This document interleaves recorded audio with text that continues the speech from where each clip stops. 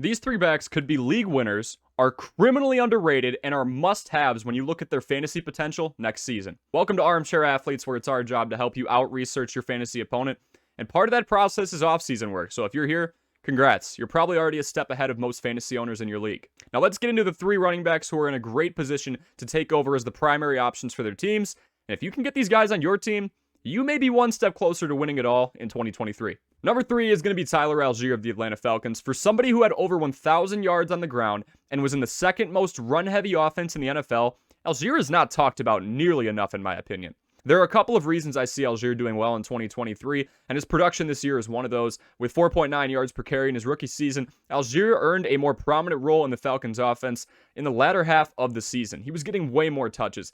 Even as the most productive back on an offense that prioritizes rushing, though, Allgeier averaged just 14 touches per game and was 23rd in the NFL for total touches all year. Why would that go up? Because Cordarrelle Patterson, who was taking the majority of the touches that Allgeier did not have this year out of the backfield, will turn 32 years old next year and has already shown signs of slowing down. Patterson started the year out as the lead back. He got 22 rushes for over 100 yards on the ground and a touchdown in week 1.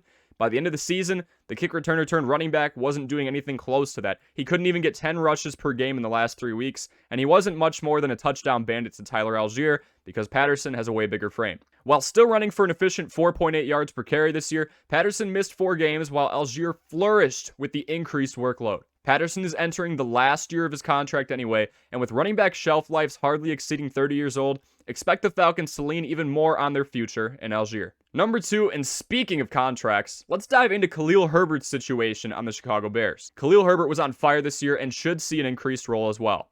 David Montgomery has been the primary back in Chicago for the last 4 years, but his contract is up, and Khalil Herbert has just been more productive. Now yes, the Bears have plenty of market cap, but tell me this. If the Bears were going to extend Montgomery's contract, why wouldn't the richest and most run-heavy team in the NFL, who broke their single-season record in rushing yards last year, extend their running back before the end of the season? The answer? Khalil Herbert. Herbert had a running back leading 5.7 yards per carry in 2022, yet he saw just 10.6 touches per game, despite significantly outperforming David Montgomery, who had just 4 yards per carry. Among running backs with over 100 rushes on the year, Herbert was 4th in the NFL in yards after contact per attempts at 2.4, meaning this guy was extremely tough to bring down. And then we have Justin Fields, who ran the ball more than any other quarterback not named Jalen Hurts with 160 attempts, and he had to consistently stretch and get massage work on the sidelines from how much he was running. The guy's getting cramps in his early 20s. This means Herbert had just 26% of the team's rushing workload, despite his efficiency. If the Bears use some of that insane market cap to get some weapons or an O-line, I'm assuming Fields dials back the running a bit, and with Montgomery likely leaving, Herbert is in prime position for a huge year. Before we get to the number 1 back who is up next in 2023, make sure you check out our recent video on 7 players who took an unexpected leap this last season. Now number 1, our number 1 running back who might be one of the best options in fantasy football overall by the end of next year, it's Tony Pollard. Now some of you may be going, Corey, what are you talking about next up? Tony Pollard was running back 7 in PPR last year. Yeah, I know everybody. And he did it while Ezekiel Elliott still had more touches than him last year.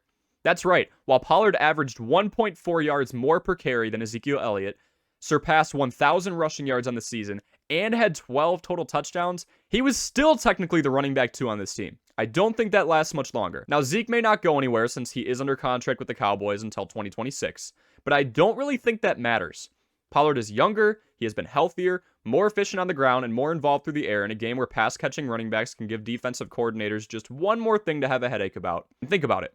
If Tony Pollard was running back 7 while technically taking a backseat to Zeke this year, what happens when they give him a true primary workload?